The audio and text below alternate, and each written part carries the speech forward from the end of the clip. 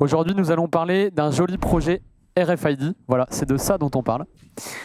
La RFID est introduite donc pour aider les entreprises à gagner du temps et des frais d'exploitation. En effet, durant la Seconde Guerre mondiale, les adversaires se confrontent au problème d'identification des avions qui s'approchent de leur base. Le premier système RFID consiste donc à installer un émetteur dans l'avion afin qu'il puisse être détecté par la base pour confirmer qu'il ne s'agit pas d'un ennemi. Les différentes étapes de son invention donnent aujourd'hui accès à une technologie innovante. Elle s'utilise dans la gestion des entreprises et des stocks, comme pour le projet Plastivaloir. Le groupe Plastivaloir est un leader européen dans la conception et la fabrication des pièces plastiques. Pour donner un exemple, on fabrique les poignées de porte extérieures que vous trouvez dans les véhicules du groupe PSA, par exemple, Peugeot Citroën, mais également le groupe Renault-Nissan. Dans le secteur de l'industrie grande publique, on fabrique par exemple les compteurs Linky, que vous avez dans vos logements. Tout à fait, j'en ai un. Voilà, exactement. Aujourd'hui, nous avons 31 usines dans le monde, qui sont réparties dans 4 continents. Concernant le projet RFID au sein du groupe Plastivaloir, donc nous sommes lancés dans un pilote sur notre site de Saint-Lupicin dans le Jura en 2018. Il y a 2 éléments qui nous ont poussés aujourd'hui à prendre cette orientation. Le premier élément, c'est effectivement l'arrivée d'SAP, comme vous l'avez cité, donc en 2016, avec ce partenariat avec Delaware.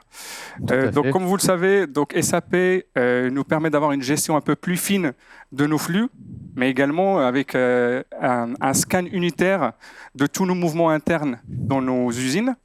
Donc, pour pallier effectivement à ce mouvement unitaire, le choix était de trouver une solution technique, qui est le RFID, pour avoir un captage en masse et éviter effectivement ce scan à chaque mouvement. Le deuxième élément majeur, c'est la forte baisse du prix du tag. Oui, il faut savoir, Émeric, que l'étiquette que vous avez montrée tout à l'heure, et pour nous, je la remontre. Les gens qui nous regardent aujourd'hui, elle coûte moins de 7 centimes.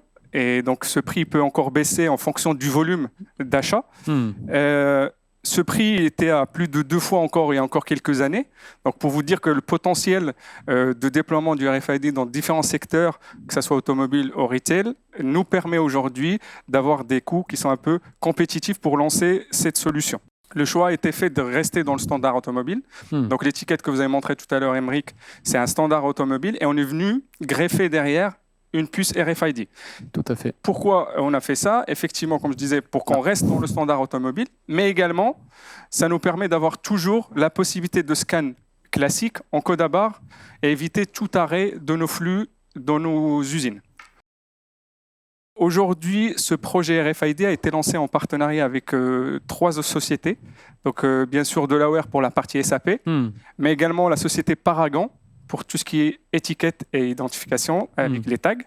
Et dernièrement, la société Obone qui nous accompagne pour la partie matériel RFID.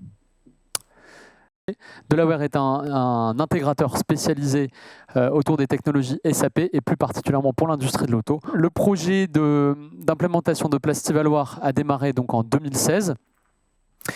Où il y a eu 6 sites de déployés sur la version S4HANA 18.09 pour ceux qui sont pointus là-dedans. Il y a également un projet d'hébergement donc, sur Azure et la gestion de la TME sur l'ensemble des sites déployés.